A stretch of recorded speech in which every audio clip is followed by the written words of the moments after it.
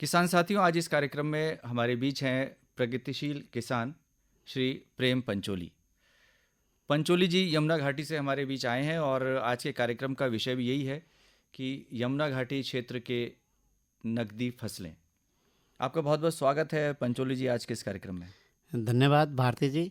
आप लोगों ने ये मौका दिया है और हमें पहली बार यमुना घाटी के नकदी फसलों के बारे में बोलने का और लोगों तक पहुंचाने का ये जो मौका दिया, इसके लिए आपका बहुत बहुत धन्यवाद।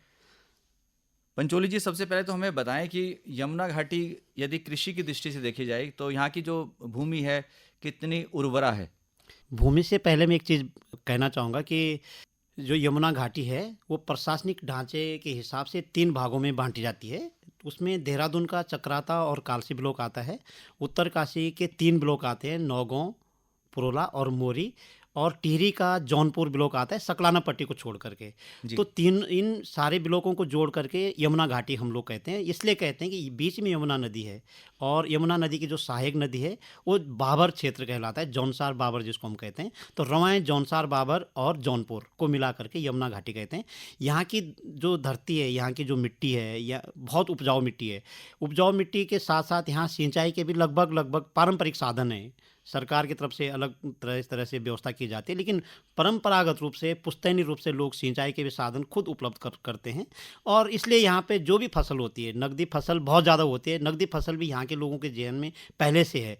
पहले, बहुत साल पहले, यानी कि 70 के दशक से पहले पूरी यमुना घाटी में बहुत अच्छी आलू की फसल होती थी और आज भी होती है। लेकिन आज नकदी फसलों में बायोडाइवर्सिटी हो गई है। विविध प्रकार के लोग फसलें उगा रहे हैं और बाजार तक पहुंचा रहे हैं। आलू की वहाँ खास प्रकार की नस्ल है। लंबा साइज होता है उसका, 2 इंच और 3 इंच से बड़ी साइज होती है।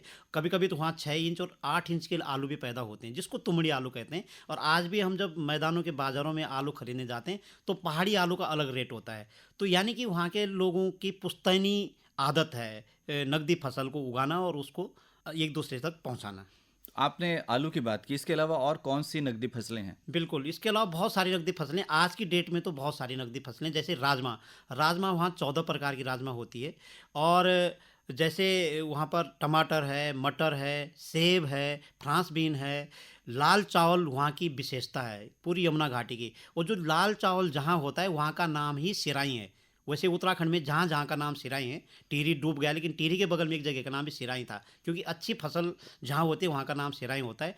तो उत्तरकाशी यानी कि यमुना घाटी की जो सिराई है, सिराई में ही लाल चावल होता है। उसकी अलग प्रकार की पहचान है। और लाल चावल पूरे देश भर में बिकता है। और हम ये कहें कि हमारे जो पड़ोसी राज्य हिमाचल है, लाहौल स्पीति और किन्नौर वाला जो ये क्षेत्र है, वहाँ के लोग सेब का उत्पादन करते हैं और वो पुरोला आकर के, सिराई आकर के लाल चावल अपने घर खरीद करके ले जाते हैं। तो इसलिए वहाँ के लोग खुशहाल हैं। वहाँ पलायन कोई विषय नहीं है, जीरो पलायन है उस क्षेत्र से। यमुना घाटी से कोई पलायन नहीं है। सिर्फ जौनसार बाबर में थोड़ा सा पलायन का असर है, लेकिन रवाई और जौनपुर में पलायन बिल्कुल नहीं है।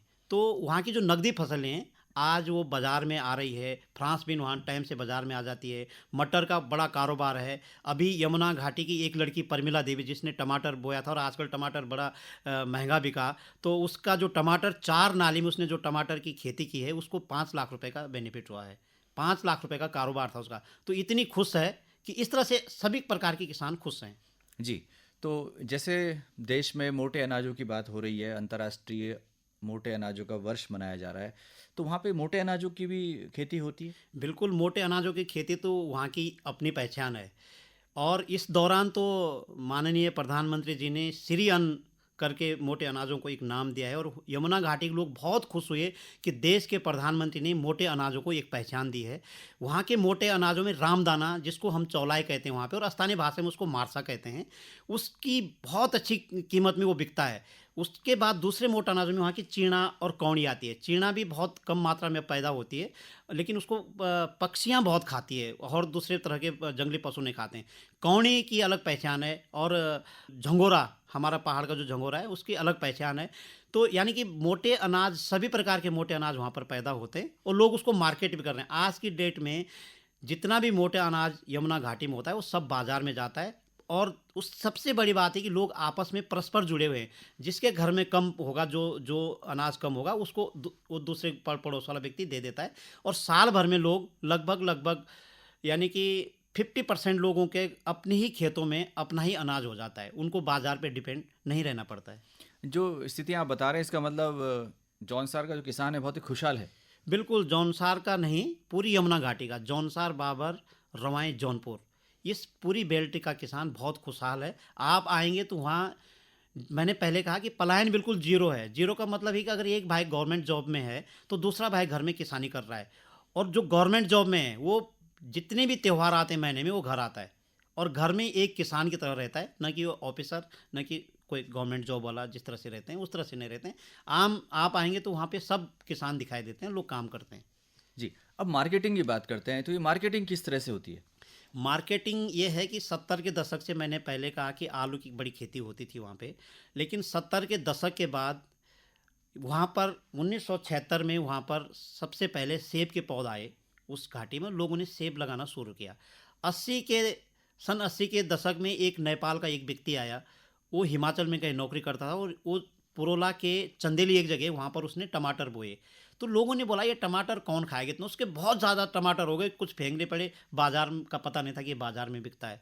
तो अगली बार जब उसने उस साल बाजार में बिका, तो उसके पास पैसा आया। अगले बार लोगों ने बोला ये तो नेपाल का आदमी, उसके पास पैसा आ गया। पड़ोस के दूसरे आदमी ने बोया, फिर तीसरे ने बोया। वहाँ पर एक व्यक्ति आया, पुरोला का युद्धवीर सिंह राव जी, उसने भारी मात्रा में टमाटर की खेती की है, और अन्य लोगों को भी टमाटर की खेती करने के लिए कहा, क्योंकि उस समय वो लोग प्रमुख थे। तो पूरे घाटी में जब टमाटर हुआ, तो अलग अलग तरह के सामाजिक संगठन हुआ है कि इनको मार्केट में पहुंचाना है, और उन सामाजिक संगठनों ने एक यमुना घाटी फल उत्पादन सब्जी एवं कृषक संगठन नाम से एक संगठन बनाया है।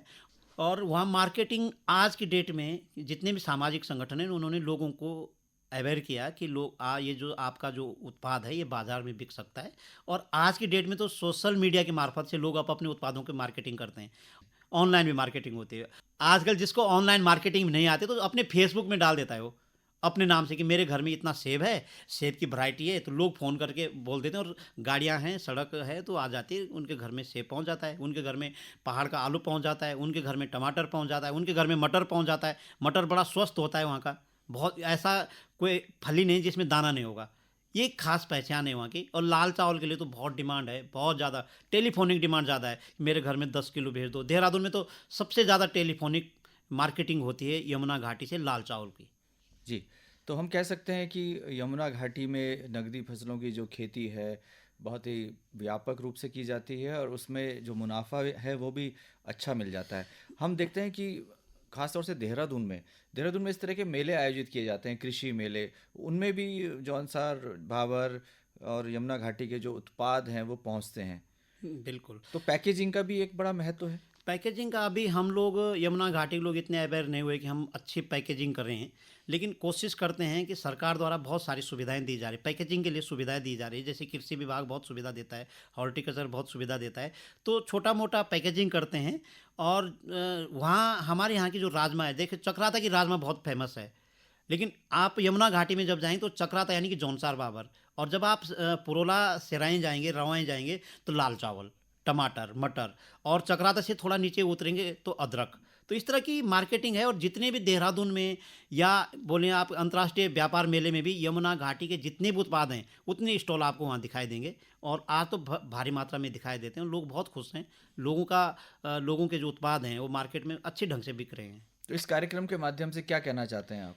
मैं तो इस कार्यक्रम माध्यम से ये कहना चाहूँगा कि अक्सर ज्ञान के साथ साथ आप सब लोगों को खेती और किसानी से जुड़ना चाहिए, वैज्ञानिक तरीके से खेती करनी चाहिए।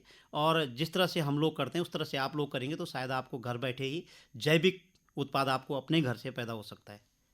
तो प्रेम पंचोली जी, आज आप इस कार्यक्रम में आए और अपने यमुना घाटी में जो नकदी फसलों की खेती की जा रही है उसके संबंध में बहुत ही विस्तार से हमारे श्रोताओं को बताया। आपका बहुत बहुत आभार, धन्यवाद। धन्यवाद।